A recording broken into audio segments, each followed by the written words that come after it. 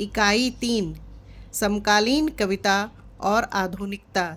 धूमिल, श्रीकांत वर्मा, जगदीश चतुर्वेदी, कैलाश वाजपेयी, केदारनाथ सिंह, रघुवीर सहाय, उदय प्रकाश, अरुण कमल आदि कवियों का सृजन कार्य साक्षी है कि इस सृजन में आधुनिकता एक थकी हुई दृष्टि का पर्याय बन गई है।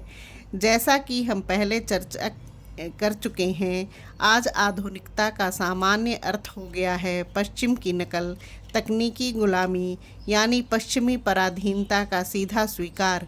इसीलिए समकालीन कविता का उद्देश्य इस आधुनिकता की दृष्टि का सीधा विरोध है।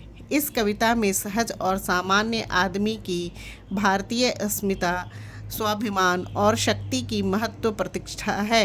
कविता के नायक अब मोचीराम हो जाते हैं और नेतराम को कोई नहीं पूछता।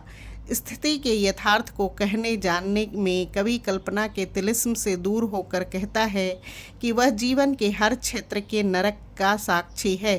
कविता में वह समय और समाज के इतिहास, अर्थशास्त्र, समाजशास्त्र और राजनीति शास्त्र का हाशिया प्रस्तुत करता है।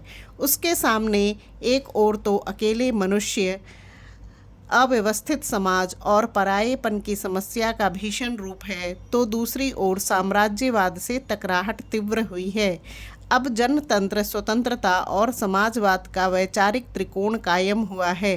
राष्ट्रीयता का अर्थ भी आर्थिक राजनीतिक स्वतंत्रता की ओर झुक गया है। फलतः आधुनिक जीवन मूल्य और आधुनिकता, वर्तमान बोध और समसामयिकता एक द्वंद्वात्मक स्थिति के रूप में उपस्थित हुए हैं। विश्व पूंजीवादी व्यवस्था में प्रौद्योगिकी का वास्तविक लाभ पूंजीपति वर्ग को मिला। श्रमिक तो इस प्रक्रिया में माध्यम भर रहा। दुनिया की इस व्यवस्था के साथ चलने वाला हर देश आधुनिकीकरण की इस यंत्रणा से ग्रस्त होता गया। इसी आधुनिकता और आधुनिकीकरण के प्रभाव ने मनुष्य में आत्मपरायेपन, अमानवीयकरण को जन्म दिया। हिंदी की समकालीन कविता में धूमिल की कविताएं इस परिदृश्य का प्रामाणिक दस्तावेज हैं। श्रीकांत वर्मा माया दर्पण और जल सागर जैसे काव्य संग्रह की कविताओं में इसी स्थिति से जूझते हैं। 20वीं शताब्दी के मनुष्य का यही घाव राजकमल चौधरी की कविताओं में कंकावती की शक्ल ले लेता है। धूमिल प्रश्नानुकूल मुद्रा में पूछते हैं, क्या आज़ादी सिर्फ 3 थके हुए रंगों का नाम है जिन्हें एक पहिया ढोता है, या इसका कोई खास मतलब होता है?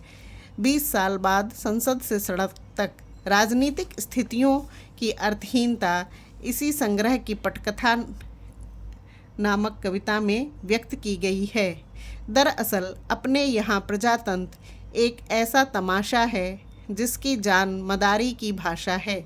अपने यहाँ संसद तेल की वह घानी है जिसमें आधा तेल है और आधा पानी है। अपनी लंबी कविता पटकथा में धूमिल ने समकालीन हिंदुस्तान की विसंगतियों और विडंबनाओं का असली चरित्र प्रस्तुत कर दिया है।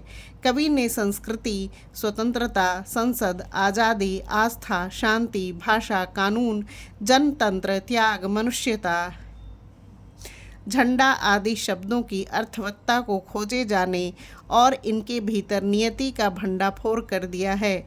वह घोषित करते हैं कि हर ईमान का एक चोर दरवाज़ा है और आदमी की हालत यह है कि सड़कों में होता हूँ, बहसों में होता हूँ, रह रह कर चहकता हूँ, लेकिन हर बार वापस घर लौटकर कमरे के अपने एकांत में जूते से निकाले गए पाँव सा महकता हूँ।